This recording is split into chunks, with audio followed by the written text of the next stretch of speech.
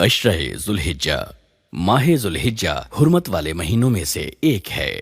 ظلم و زیادتی، قتل و غارت ویسے ہی سنگین گناہ ہیں، لیکن اس حرمت والے مہینے میں ان سے اجتناب بطور خاص ضروری ہے۔ عشرہ ذوالحجہ کی اہمیت اس قدر زیادہ ہے کہ اللہ تعالیٰ نے اس کی قسم اٹھائی ہے۔ ارشاد باری تعالیٰ ہے والفجر ولیال عشر، قسم ہے فجر کی اور 10 راتوں کی۔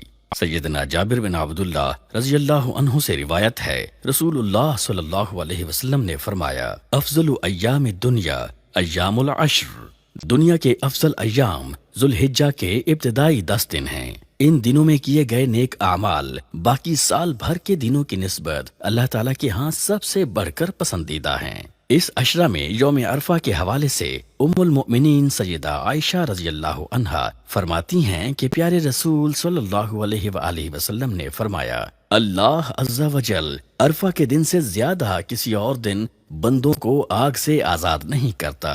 اسی عشرہ میں یوم النحر بھی شامل ہے جو بہت بڑی فضیلت کا حامل ہے۔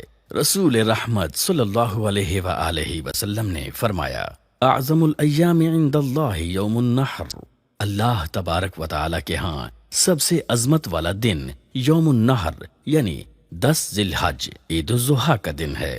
اس قدر زیادہ اہمیت کے حامل اس عشرہ میں ہمیں چاہیے کہ زیادہ سے زیادہ نیک اعمال کریں۔ صحابہ کرام رضی اللہ عنہم ذوالحجہ کا چاند دیکھتے ہی گلیوں بازاروں میں قدرے اونچی آواز میں تکبیرات کا اہتمام کیا کرتے، لہٰذا زیادہ سے زیادہ بآواز بلند تکبیرات کا اہتمام کریں، استغفار کی کثرت کریں، برائیوں اور ہمہ قسم گناہوں سے ہر ممکن بچنے کی کوشش کریں، جس قدر ممکن ہو روزے رکھیں، صدقہ و خیرات کا خوب اہتمام کریں، صبح و شام کے اذکار، نماز تہجد اور نماز پنجگانہ کی بروقت و باجماعت ادا کا التزام کریں، زیادہ سے زیادہ دعا و مناجات کا اہتمام کریں۔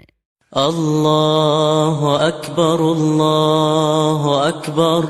لا الہ الا اللہ، اللہ